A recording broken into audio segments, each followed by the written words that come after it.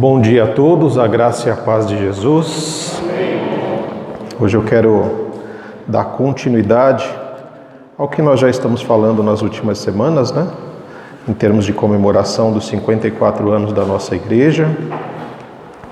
Lá no texto de Timóteo, que nós estamos conversando, né?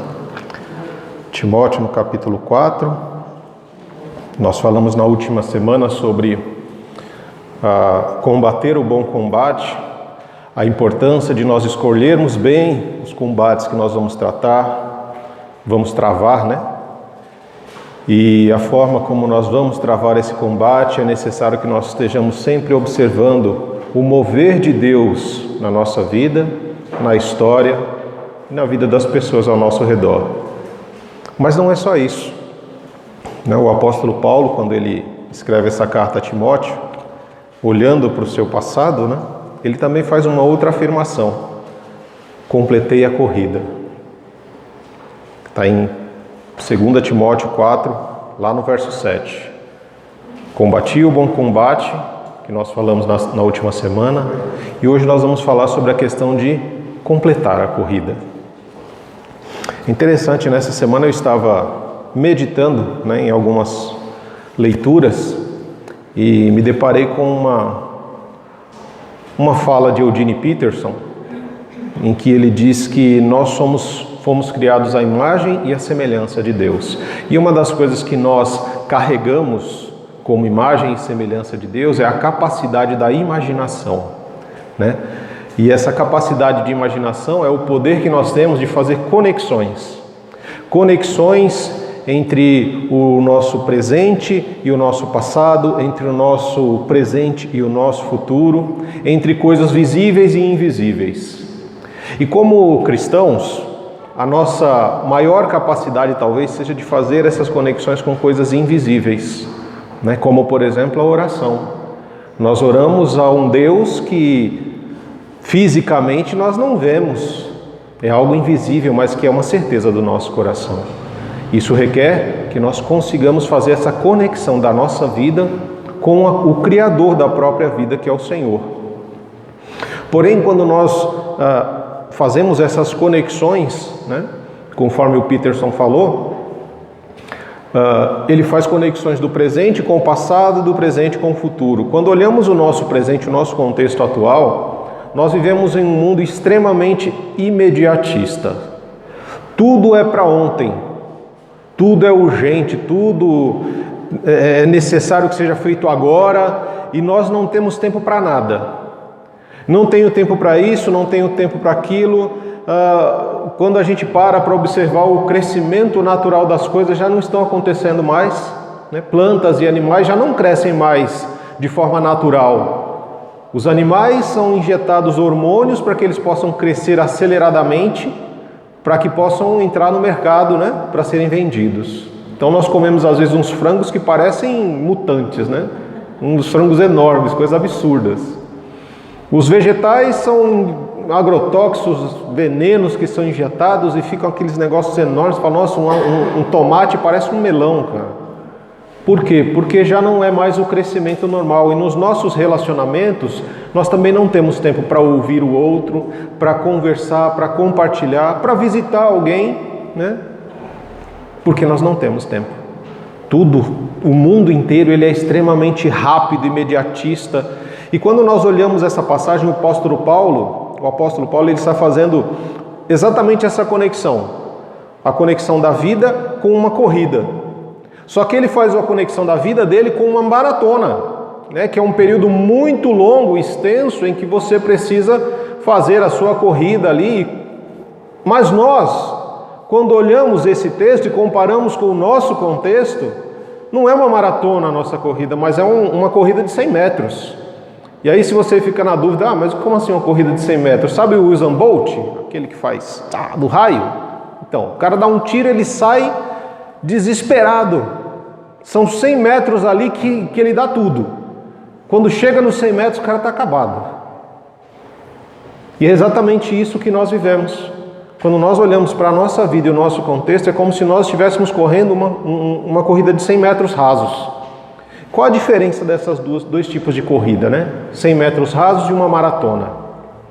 Os 100 metros rasos é o tipo de corrida que o mundo nos oferece, nos estende. Olha, o que eu tenho para você, o mundo dizendo, né, o que eu tenho para você é uma corrida de 100 metros rasos. E como é que eu faço para correr essa corrida? Você tem que ser muito veloz, você tem que ser oportunista, não pode se vacilar, você tem que aproveitar qualquer vacilo dos outros para passar na frente dele. Você tem que ter ambição. Sem ambição você não vai conseguir completar essa corrida de 100 metros. Você tem que fazer comparações constantes com o outro. Não, ele está fazendo assim, eu tenho que fazer melhor. Ele está assim, são comparações quase que doentias. E o mais importante, você tem que vencer a qualquer custo. Não importa o que você tem que fazer, mas você tem que vencer. É isso que o mundo nos ensina a fazer. Mas quando olhamos, por exemplo, o apóstolo Paulo falando sobre isso, o que seria a maratona? A maratona talvez seja o contrário de tudo que eu falei para os 100 metros rasos, porque é o tipo de corrida que os cristãos são chamados a correr, é o tipo de corrida que o peregrino faz rumo aos lugares celestiais. É a maratona que nós somos chamados a travar. E nessa maratona, você já percebeu uma coisa extremamente importante e legal nesse texto? Quando Paulo fala assim, completei a corrida. Ele não disse que venceu a corrida. Ele não disse que chegou em primeiro, ou a posição, ou a colocação que ele chegou. Ele não faz comparação com mais ninguém. Ele olha simplesmente para o que ele fez, né? Então, quando a gente pensa nessa maratona, o importante não é vencer, mas é completar a corrida. O importante não é o tempo que você levou. Foram 5 segundos. Não importa, você pode levar horas, dias, meses, anos para completar a corrida. Não importa a colocação, não importa se você vai chegar em primeiro, segundo, terceiro, em 10º, em 1000º lugar. O importante é que você complete a corrida. Sem comparações. Todos nós somos criados de forma especial. Como nós já dissemos em outras ministrações, nós somos como poemas de Deus. Cada um de nós é um poema que Deus escreveu de forma diferente. E todos nós juntos fazemos um lindo poema, né? E não abrir mão dos nossos princípios e valores. Não nos vendermos para ganhar a qualquer custo, para chegar a qualquer custo. São coisas extremamente importantes, mas para, por exemplo, tentar entender esse texto do apóstolo Paulo, onde ele diz, completei a corrida, para nós talvez seja muito difícil, de repente, entender o que ele quer dizer com completei a corrida. Para isso nós vamos precisar olhar alguns outros textos. Então eu quero convidar você, para a gente entender esse texto de 1 Timóteo 4,7, a abrir a sua Bíblia em Hebreus, no capítulo 12. Nós vamos ler do verso 1 ao verso 4. Esse texto vai nos ajudar a compreender o que ele quer dizer com essa questão de completar a corrida, que é tão importante, né?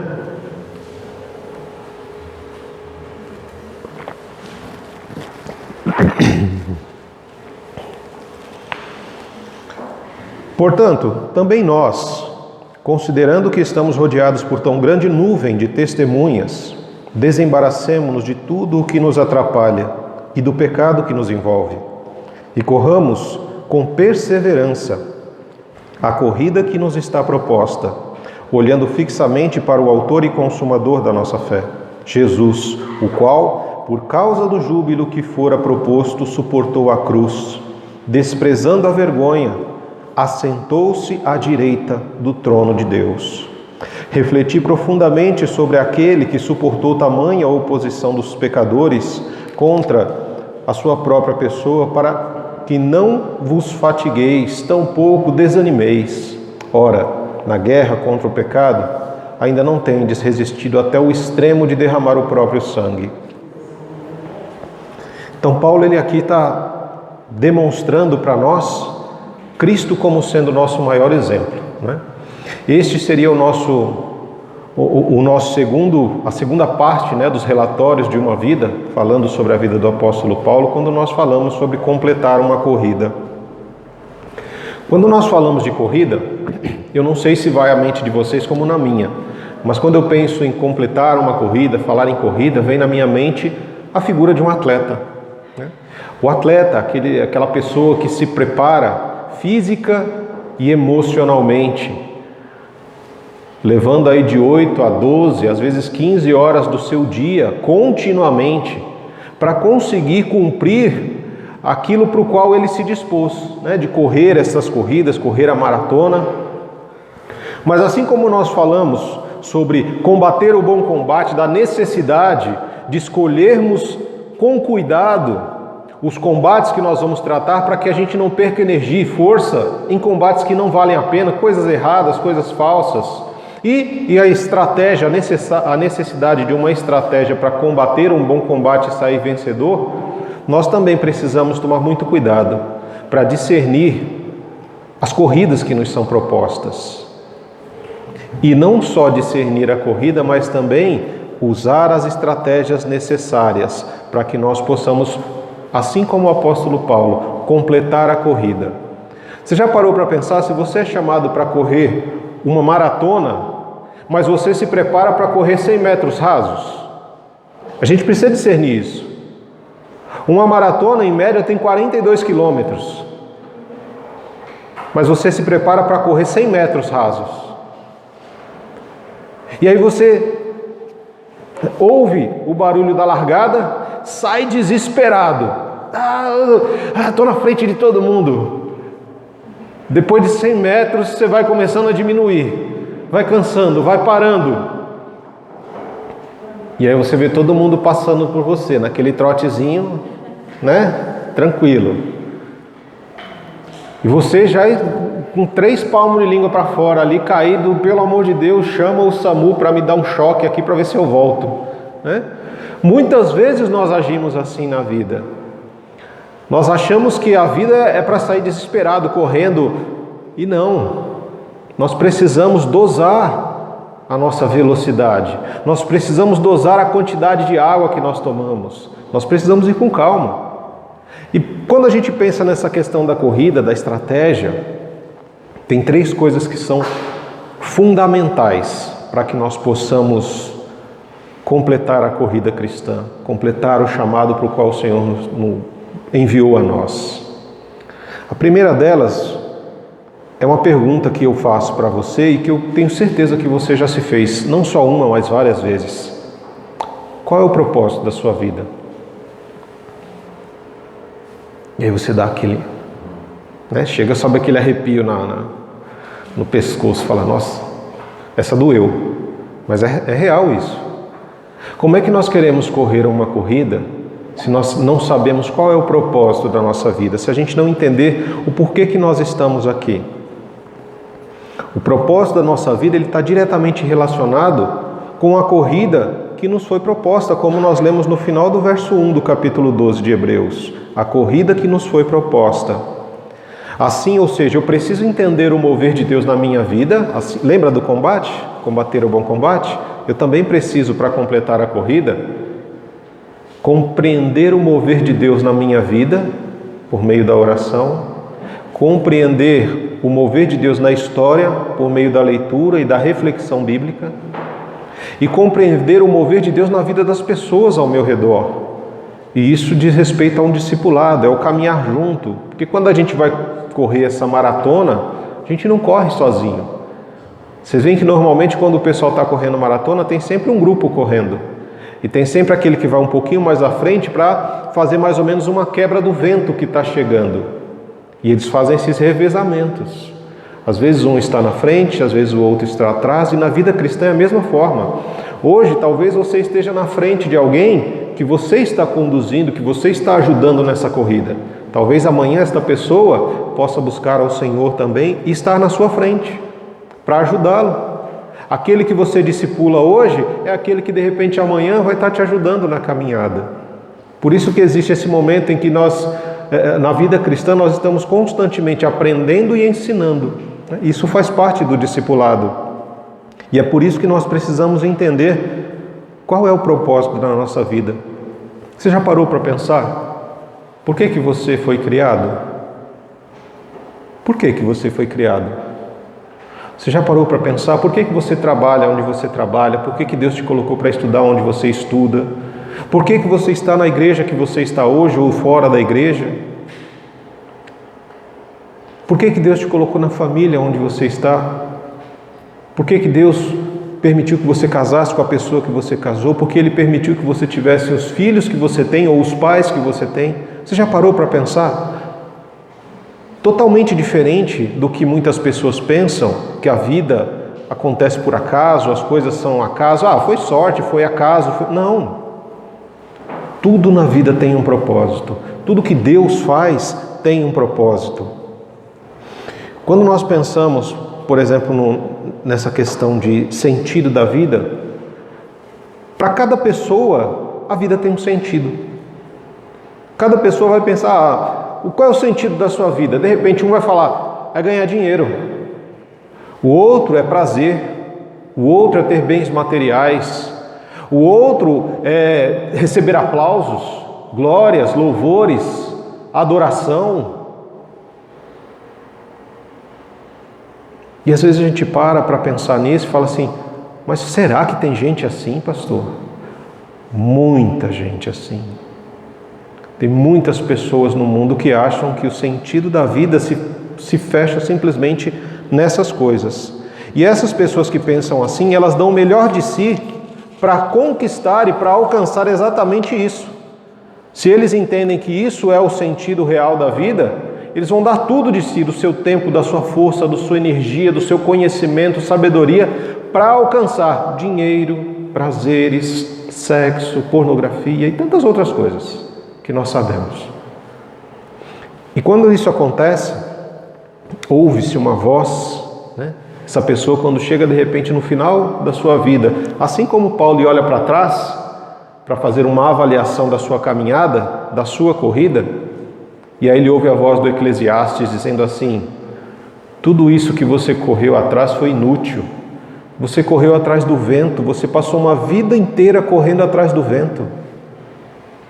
Você consegue pegar o vento? Não consegue. Então é exatamente isso que você tem nas mãos depois de tantos anos de vida, você não tem nada. Por quê? Porque você entendeu que o sentido da vida era isso e estava errado.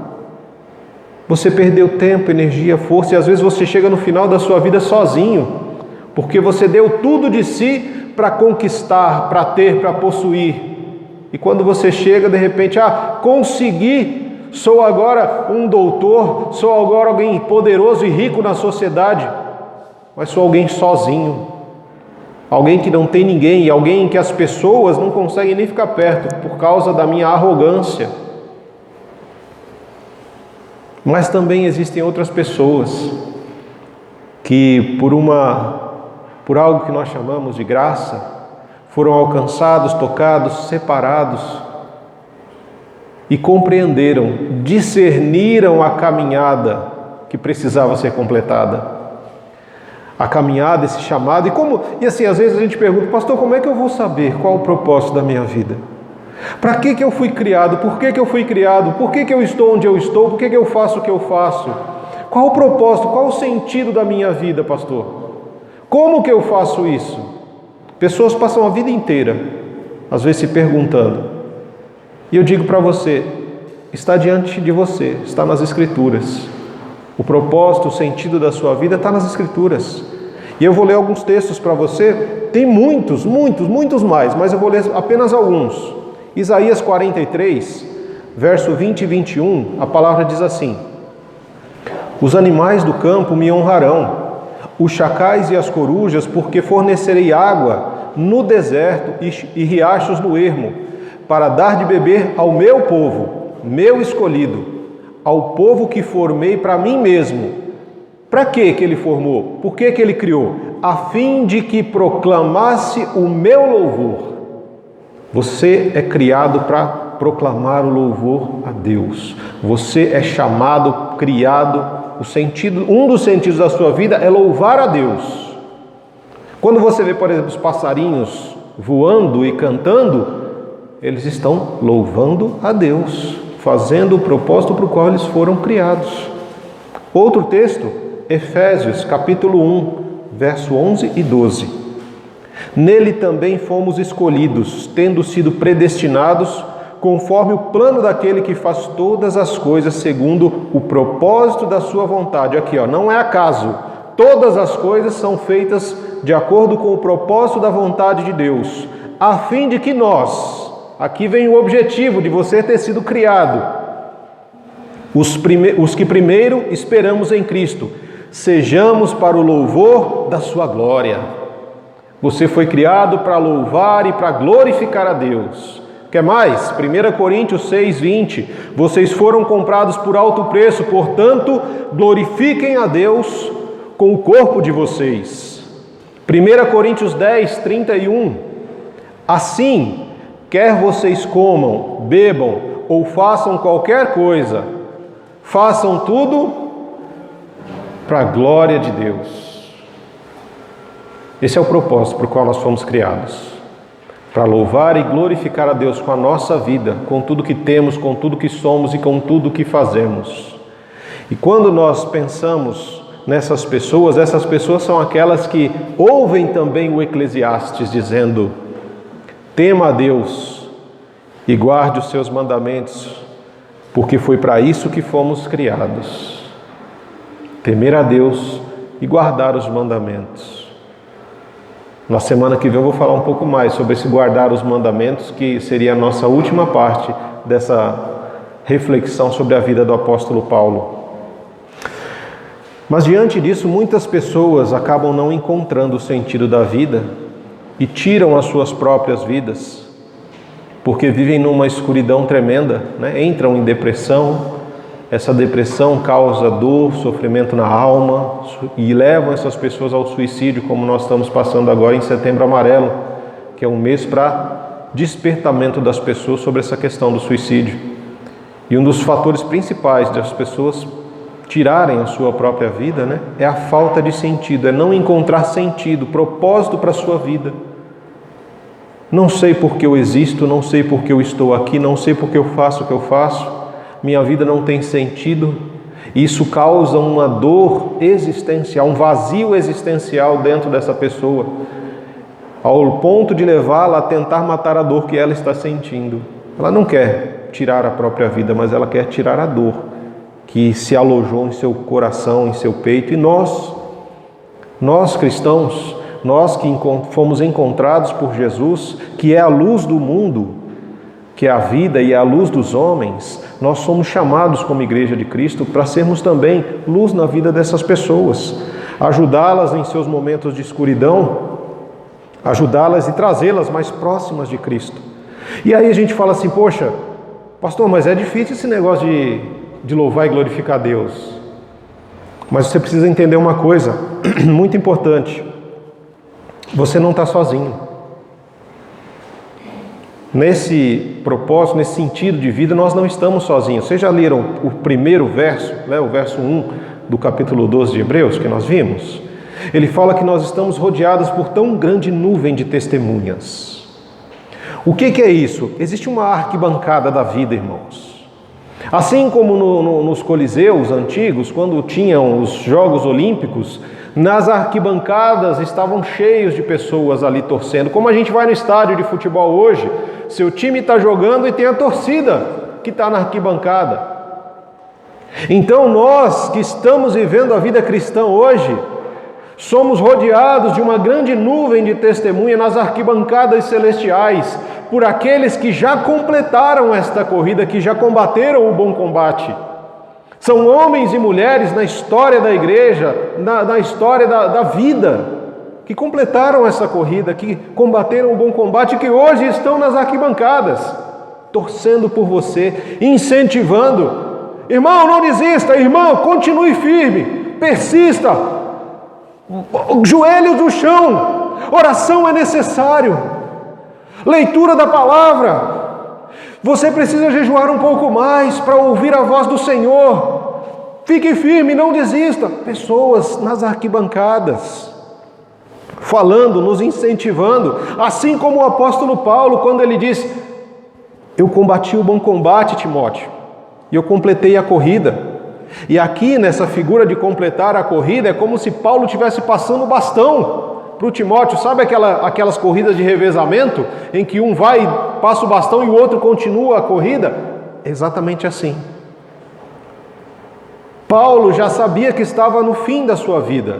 Para ele a corrida já tinha acabado, ele estava completando a sua corrida. Mas não dá para parar. O cristianismo não pode parar, a vida cristã não pode parar, o mover de Deus não pode parar. Por isso nós precisamos estar sensíveis ao mover de Deus na vida das pessoas ao nosso redor, para saber para quem eu vou passar o bastão, para dar continuidade a essa obra. Paulo estava passando o bastão para Timóteo. Meu filho na fé, toma, o bastão agora está contigo. Continua firme, não desanima, vai profundamente.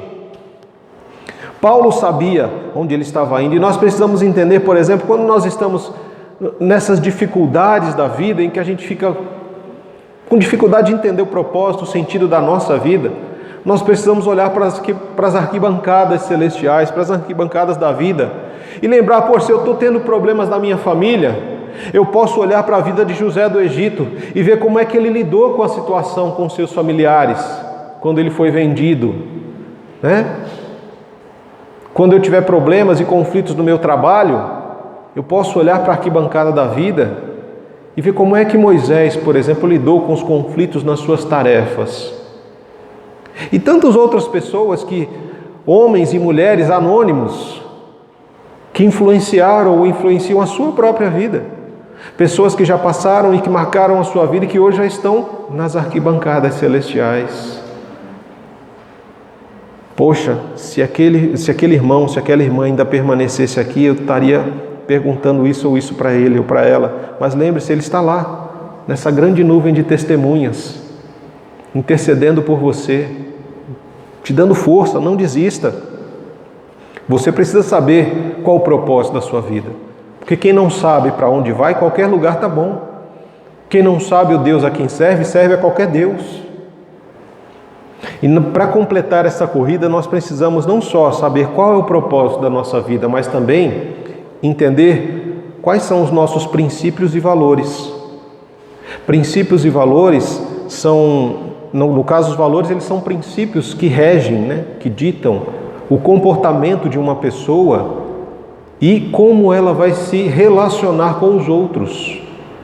Então nós precisamos entender quais são os nossos princípios e valores, porque um princípio, um valor, ele é muito mais importante do que os nossos sentimentos ou os nossos desejos. Às vezes a gente fala assim, nossa, mas eu estou tão cansado, trabalhei a semana inteira, eu acho que eu não vou para o culto hoje. Cultuar a Deus é realmente um princípio na sua vida? Prestar um culto a Deus é um valor que você tem? Ou satisfazer as suas necessidades é mais importante? São os nossos valores que nos impedem de arrebentar com o nosso corpo. Quem não olha para si e entende que é a morada do Espírito Santo, que é a habitação do Espírito Santo, arrebenta com seu corpo com fumo, álcool, drogas, com comida em excesso, se enche de fast food. Por quê? Porque o valor dele não está no corpo, não sente que que o corpo é um princípio que ele deve preservar para ser morada do Espírito Santo. A honestidade é um valor que me impede de mentir. O amor à minha família é um valor que me impede de trair a minha família. O amor a Deus é um valor que me impede de trocar o culto por qualquer outra banalidade. Se eu tenho um compromisso de louvar e adorar o meu Deus, se eu fui criado com o propósito de louvar e adorar a Deus, eu não posso trocar um momento desse de culto, de estudo da palavra, de oração com os meus irmãos por qualquer coisa que o mundo ofereça. Quando eu faço isso, eu estou trocando os meus princípios, trocando os meus valores. Eu estou me vendendo ao mundo. Algumas pessoas dizem que a sua prioridade, a gente pergunta, irmão, o que é o mais importante? Qual é a sua prioridade na vida? E a pessoa fala, é Deus, pastor, é Deus. É Deus, irmão. Quanto tempo você investe de oração? Quanto tempo você investe para ler e meditar na palavra? Quanto tempo do seu dia você investe em jejum? Quanto tempo você investe para fazer uma visita, para ter comunhão com os irmãos? Ah, pastor, eu não gosto de orar, dá sono. Eu não gosto de ler a Bíblia porque eu não entendo nada. Mas esse negócio de ter comunhão com os irmãos, pastor, é melhor não, porque dá muita confusão. Jejum não, pastor, que dá dor de cabeça, fome, eu fico irritado. Deus não é sua prioridade. Deus não é um valor importante o suficiente na sua vida. Ah, pastor, a minha família, é a minha família a prioridade da minha vida. Mas a maior parte do seu tempo você passa no trabalho. Quando lhe é estendida a oportunidade de hora extra, trabalhar no feriado e no fim de semana, você está dentro. E quando você está com a família, a sua cabeça continua no trabalho. Então a sua prioridade, o seu princípio básico, não é a sua família, mas é o seu trabalho. Então a gente precisa ser honesto, nós precisamos ser honestos conosco. Para a gente não entrar numa caminhada, numa corrida que a gente não vai completar. A gente vai gastar força e energia e não vai completar. Por isso eu digo muitas vezes, se o seu propósito, se o seu princípio de vida, os seus valores estão relacionados às coisas dessa terra, o apóstolo Paulo diz que nós somos os piores e mais miseráveis seres humanos, porque nós achamos que tudo está relacionado com o aqui e o agora. Então nós investimos tudo para estar dentro do aqui e o agora. Precisamos entender claramente que, olha o que Timóteo, 2 Timóteo, verso 2,5 diz: semelhantemente, nenhum atleta é coroado como vencedor se não competir de acordo com as regras.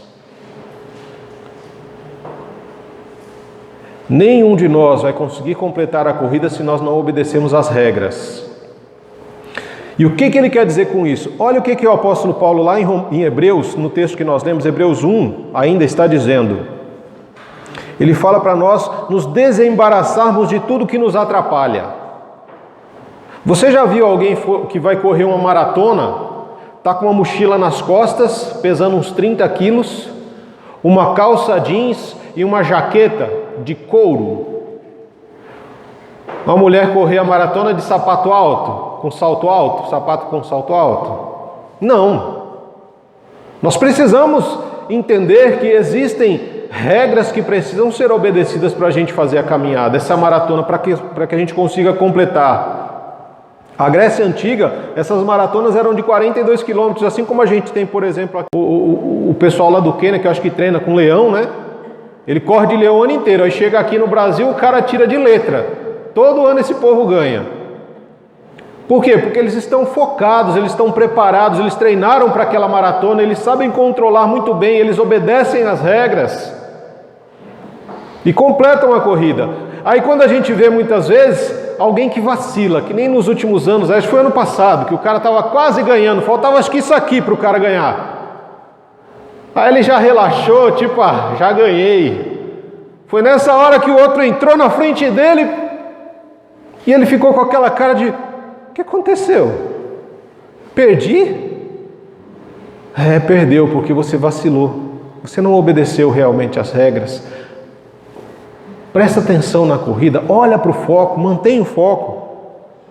Nós precisamos entender que a corrida precisa ser completada. Nós precisamos estar física e mentalmente preparados, focados naquilo que nós estamos fazendo, obedecendo constantemente às regras para a gente não ser desclassificado nessa nossa caminhada. Outra coisa que ele diz é que nós precisamos abandonar o pecado que nos envolve. Quantas vezes nós vemos atletas que são ovacionados, porque novo recorde mundial, ganhou, chegou em primeiro, completou, bababá. Aí horas depois, ou um dia depois, olha, fulano foi pego no antidoping. Então, esquece o recorde, devolve a medalha. Você foi desclassificado porque você não obedeceu às regras. Você tentou dar um jeitinho para poder se sobressair sobre os outros competidores. E no reino nós não precisamos dar jeitinho, porque não tem jeitinho para entrar no reino.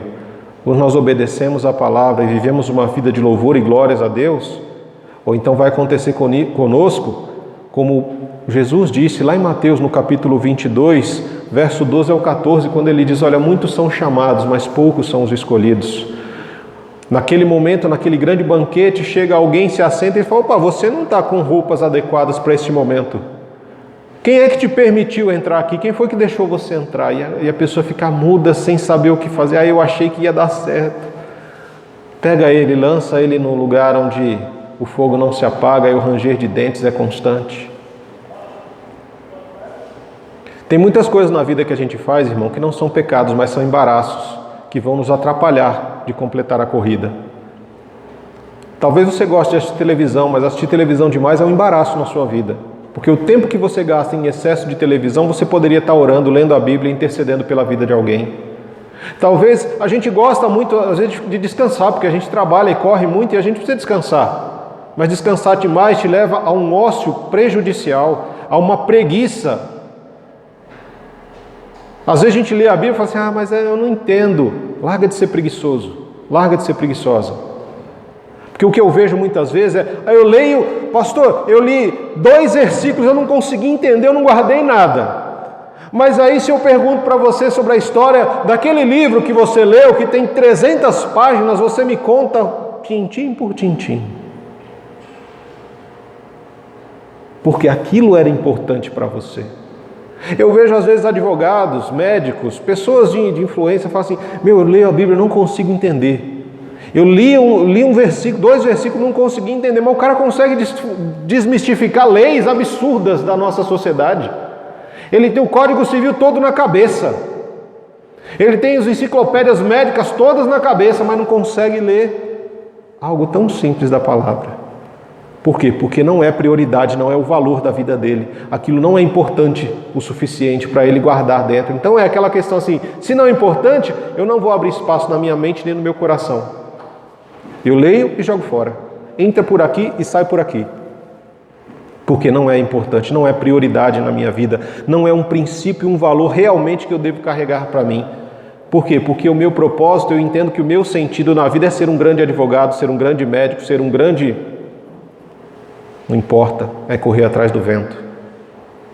Se o que você faz não louva e não glorifica a Deus, você está correndo atrás do vento. Se o teu tempo, a maior parte do teu tempo, das tuas forças e energias estão indo para coisas que não glorificam a Deus, Deus não é o princípio ou o valor mais importante da sua vida, mas as coisas terrenas que hão de passar.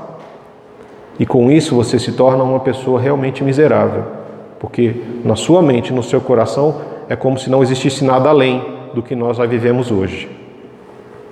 Mas aí eu preciso fazer uma terceira pergunta. A primeira, qual é o seu propósito? Qual é o propósito da sua existência? A segunda, quais são os seus princípios e os seus valores? E a terceira, como eu devo correr esta corrida? Segundo o escritor de Hebreus, ainda no verso 1, ele diz que corramos com perseverança a corrida que nos foi proposta.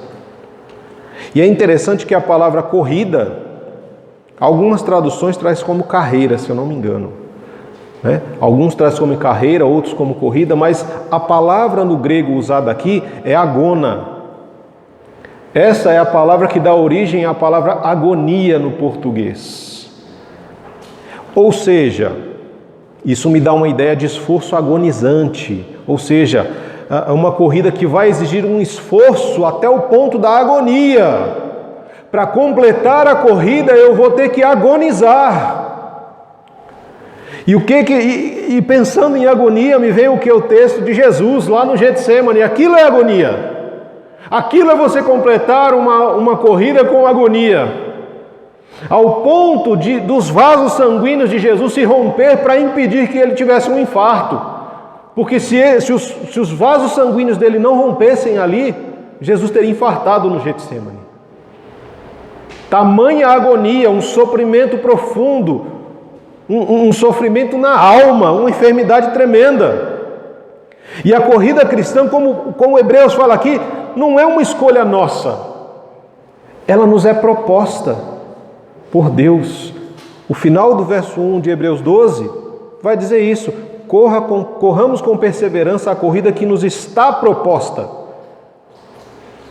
Não é uma escolha que nós fazemos, é uma corrida que nos foi proposta. Por isso que muitos são chamados e poucos escolhidos. Todos são chamados a correr esta maratona cristã rumo aos lugares celestiais. Mas muitas pessoas desistem no meio do caminho, porque se prepararam simplesmente para uma corrida de 100 metros. Olham para o mundo e não para a eternidade, olham para o aqui e agora. Para completarmos essa corrida, nós precisamos enfrentar, amados, uma maratona. Ela requer de nós um enfrentamento do frio, do calor. Ela requer que nós venhamos a enfrentar a torcida contrária, porque lembra que nós estamos rodeados de grande testemunha? Mas nós também temos os adversários. O mundo, a carne, o diabo, o nosso ego, a nossa vaidade. Nós temos que enfrentar isso para completar a corrida. Os nossos adversários. O cansaço do nosso corpo, que muitas vezes pede para parar. Não vai orar não, fica aqui. Não vai para a igreja, para o culto não, fica aqui. Nós temos que enfrentar a exaustão da nossa mente, que muitas vezes vai perder o foco. Perde o foco. Não sei, estou meio perdido, não sei mais o que fazer, não sei para onde ir. Enfrentar o desânimo. Quantas pessoas não estão desanimadas? Quantas pessoas não estão desanimadas? Quantas pessoas não estão esfriando no seu amor por Cristo por causa da corrida que foi proposta e eles não conseguem encontrar uma estratégia para continuar essa corrida e vai desistindo. Nós temos uma mania de desistir quando estamos cansados. Não, cansei, não quero mais, parei. Isso é uma estratégia ruim, desistir da luta quando estamos cansados. Quando nós estamos cansados, nós precisamos por isso que nós precisamos de uma estratégia sábia. Se eu estou cansado, não é para desistir, é para descansar. Eu preciso encontrar no meio da turbulência da minha vida um momento de descanso para retomar as minhas forças e retomar o fôlego para dar continuidade na corrida, porque a corrida não acabou. Algumas pessoas acham às vezes que porque eu fui batizado, eu entreguei a vida para Jesus, agora eu estou com o meu nome no hall de membro de uma igreja, completei a corrida. Não, peraí. Agora é que você está começando a corrida. Você está começando a corrida agora. Agora que você foi encontrado por Jesus, que você está começando a corrida que realmente vale a pena. Porque até aqui você correu atrás do vento. Até aqui a sua corrida estava sendo inútil, porque você não entendia o sentido, o propósito para a sua vida. Agora que você entende que tudo que você faz, precisa louvar e glorificar a Deus, agora você começou a corrida que realmente vale a pena. Então é hora de arregaçar as mangas e trabalhar, de realmente retomar o fôlego e falar, vamos para cima, vamos com tudo. O apóstolo Paulo, imagina Paulo já preso, depois de muitos anos de cristianismo, depois de muito sofrimento, lá em Filipenses 3, verso 13 e 14, ele diz assim, irmãos, não penso que eu mesmo já tenha alcançado, ou seja, completado a corrida, mas uma coisa eu faço, esquecendo-me das coisas que ficam para trás e avançando para as que estão adiante, eu prossigo para o alvo, a fim de ganhar o prêmio do chamado celestial de Deus em Cristo Jesus. Lembra que eu falei para vocês que é necessário a gente ter, na corrida eu não posso ficar olhando para trás, mas eu tenho que ter o foco lá na frente, e eu só paro quando eu chego. É exatamente o que Paulo fala, eu não vou ficar perdendo tempo olhando para trás. Eu esqueço-me das coisas que para trás já ficaram. Os erros cometidos, as mágoas que fizeram contra mim ou eu contra alguém, as pessoas que eu machuquei ou que me machucaram, isso eu deixo para trás. Porque o meu foco é Cristo. O meu foco é olhar para Jesus e viver como Jesus, Ou seja, o que eu fiz daqui para trás, com certeza eu não vou continuar fazendo se o meu foco estiver em Cristo. Por isso que Hebreus diz, olha, verso 2 do capítulo 12, olhando fixamente para o autor e consumador da fé, Jesus. Quem está correndo uma maratona, qual é o foco do cara da maratona? Não é a linha de chegada? Ele fica ali correndo, mas a mente dele, o olhar dele está fixo sempre à frente, como se ele estivesse constantemente olhando a linha de chegada. E ele olha, no caso de Paulo, o foco dele, o alvo dele é Jesus. Ele olha para Jesus porque Jesus foi quem propôs a corrida. Não vimos no final do verso 1 do capítulo 12 a corrida que nos está sendo proposta? É exatamente isso. Foi Jesus quem nos propôs essa corrida porque Ele completou a corrida. Jesus suportou a oposição dos pecadores, como o texto aqui de Hebreus vai falar. Ele suportou a vergonha e o sofrimento da cruz. Ele venceu a morte, venceu o diabo. Por quê? Porque foi proposto uma alegria, um júbilo para Jesus, que está aí no verso 2, olhando fixamente para o autor e consumador da fé, Jesus, o qual, por causa do júbilo que lhe fora proposto, a alegria de reconciliar o ser humano com o Pai novamente, era o objetivo do coração, era o troféu de Jesus. Era isso que Jesus traria consigo. Olha aqui, esses são aqueles que estou reconciliando novamente com o Pai. E essa alegria de reconciliar o ser humano com Deus foi o propósito de Jesus, de enfrentar a cruz, de enfrentar o sofrimento, a dor, a vergonha. Então nós hoje, nós vemos Jesus, como a própria palavra diz, no final do verso 2, assentou-se à direita do trono de Deus. Jesus está assentado à direita do trono, à destra do Pai, porque Ele completou a corrida. Mas Ele não está somente assentado à destra do Pai, mas Ele também está na nuvem de testemunhas, ali para nos apoiar, para nos incentivar. Mas Ele não está só no trono, não está só na nuvem.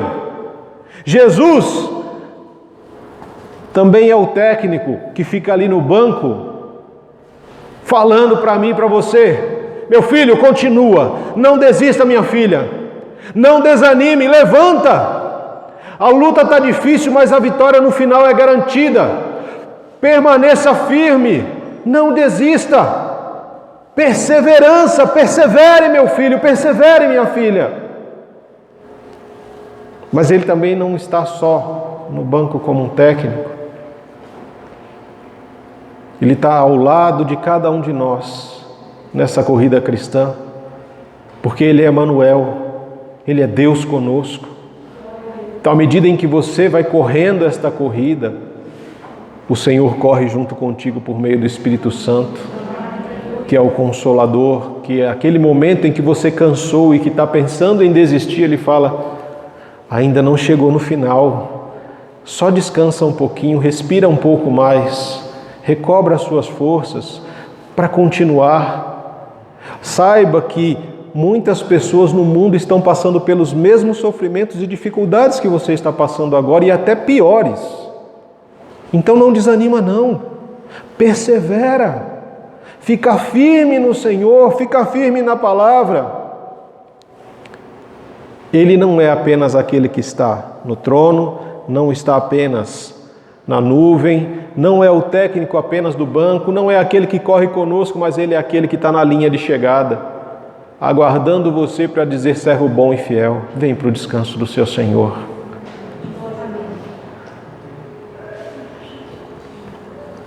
Para a gente poder encerrar esse momento de relatório, a segunda parte desse relatório de uma vida, quando nós completamos a corrida,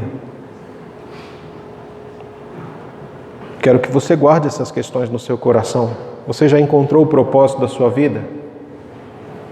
Santo Agostinho tem uma frase muito conhecida, onde ele diz que fizeste-nos, Senhor, para Ti, e o nosso coração anda inquieto enquanto não descansar em Ti. Nós fomos feitos pelo Senhor, e o nosso coração, ele não vai descansar enquanto ele não voltar-se totalmente, depender totalmente de Deus novamente. Enquanto você não louvar e não glorificar a Deus com o que você faz e com quem você é, você não vai encontrar paz, tranquilidade e forças para a caminhada. O que move o seu coração? Quais são os seus princípios e valores? Seja honesto com você mesmo. Não minta para você. Uma pessoa que mente muitas vezes, ela chega ao ponto de achar que a sua mentira se tornou uma verdade. Não diga que o seu princípio, o seu valor, a coisa mais importante da sua vida é Deus, se Ele não é.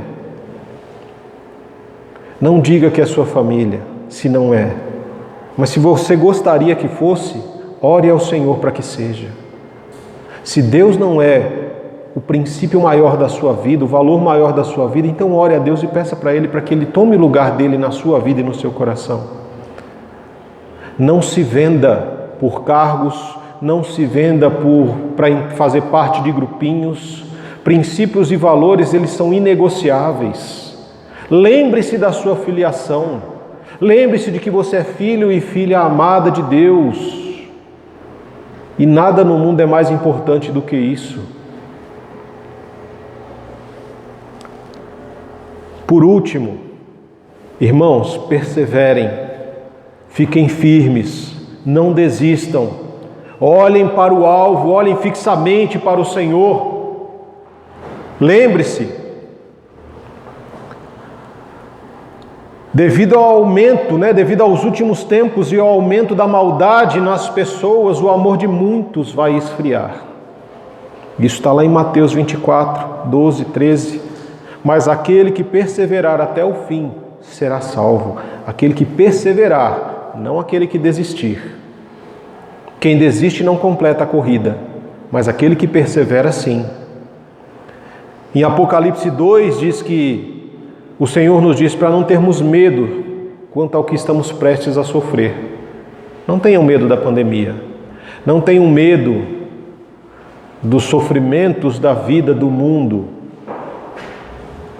Apocalipse 2:10. Não tenham medo do que está prestes a sofrer. Saibam que o diabo lançará alguns de vocês na prisão para prová-los, e vocês sofrerão perseguições por dias. Seja fiel até a morte, e eu lhes darei a coroa da vida.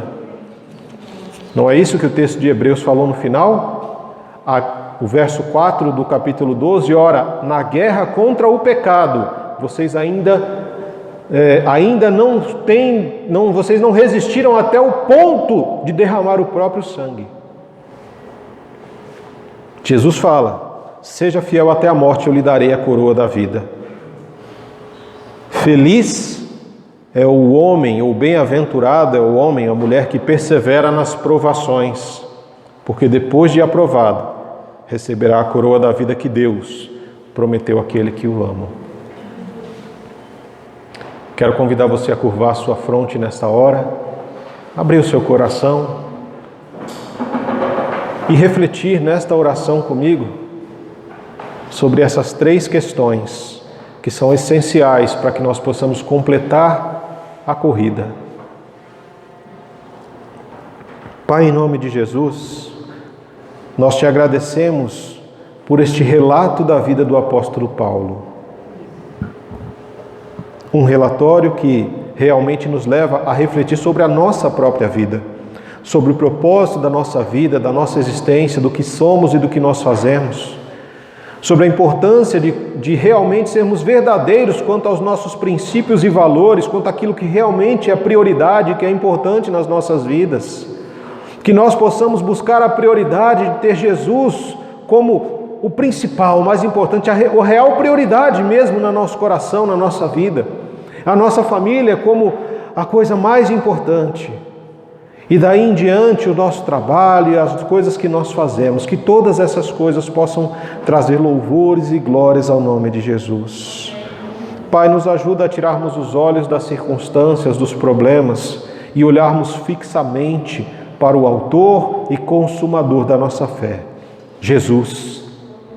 Porque o Senhor Jesus combateu o bom combate, o Senhor Jesus completou a corrida, assim como o apóstolo Paulo, olhando para Jesus, fez a imitá-lo, nós também queremos olhar para o alvo, para Jesus, esquecendo-nos das coisas que ficaram para trás, das brigas, das contendas, dos conflitos, dos vícios, dos nossos erros de outrora, ó Pai, e realmente vivermos como cidadãos do reino, como novas criaturas, como pessoas que foram encontradas por Jesus, que não estão mais perdidas neste mundo de trevas e escuridão, mas que encontraram o seu real propósito em louvar e glorificar a Jesus com o que somos e com o que nós fazemos. Entendemos que não somos mais perdidos, mas somos filhos e filhas amadas do Senhor. Que em nome de Jesus, Pai, o Teu Espírito que é santo e é poderoso, possa estar em nós e agindo através de nós, para que possamos combater o bom combate e completarmos a corrida. Deus Todo-Poderoso, clamo pela vida de cada um que me ouve nesta hora, pelas suas famílias, pelos seus corações e mentes, que o Teu Espírito Santo possa levar propósito a cada um deles, que Ele possa realmente se revelar a cada um, ó Pai, para que o Senhor seja louvado e glorificado por estas vidas, ó Deus. É no amor do grande Deus, é na graça de Jesus Cristo e nas consolações e na comunhão do Espírito que é santo e que habita em nós e age através de nós, que nós agradecemos a Ti, Senhor, por mais este momento de comunhão, de palavra, de louvor, de adoração ao Teu santo nome. Amém, amém e amém. Glórias ao nome do Senhor. Derramar, dizer que eu te amo, me derramar, dizer que preciso, me derramar, dizer que sou grato, me derramar, dizer que és formoso, yeah.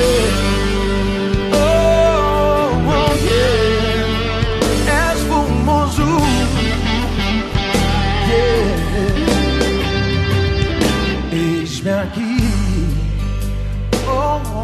outra vez, diante de Ti, abro meu coração, meu clamor, escutas e fazes cair as barreiras em mim. És fiel, Senhor, e dizes palavras de amor e esperança sem fim. Ao sentir Teu toque,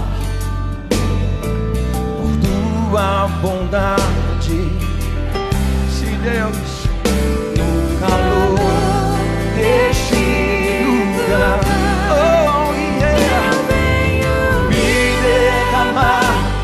e dizer que eu te amo, me derramar, dizer que preciso, me derramar, dizer que sou grato, me derramar, dizer que és formoso, formoso és, formoso és, oh yeah. Ninguém como Tu, Senhor. Eis-me aqui, outra vez, diante de Ti, abro meu coração, meu clamor, Tu escutas e fazes cair as barreiras em mim.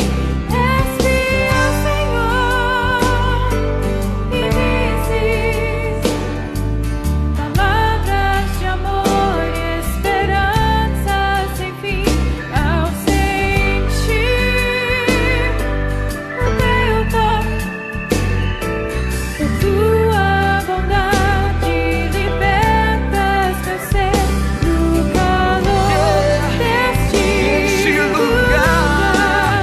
Eu venho me derramar, dizer que te amo, me derramar, me derramar, dizer que estou grato, me derramar, dizer que és formoso.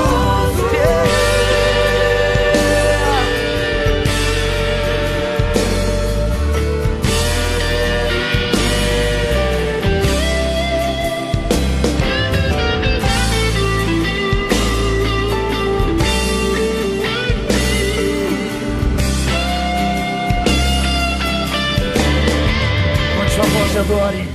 Me derramar, dizer que te amo. Me derramar, dizer que preciso. Me derramar, dizer que sou grato. Me derramar, dizer que és formoso. Me derramar, dizer que te amo, me derramar, dizer que preciso, me derramar, dizer que sou grato, me derramar, Dizer que és formoso, me derramar, dizer que te amo, me derramar, dizer que preciso, me derramar, dizer que sou grato, me derramar, dizer que és formoso, formoso és. Sim, Deus,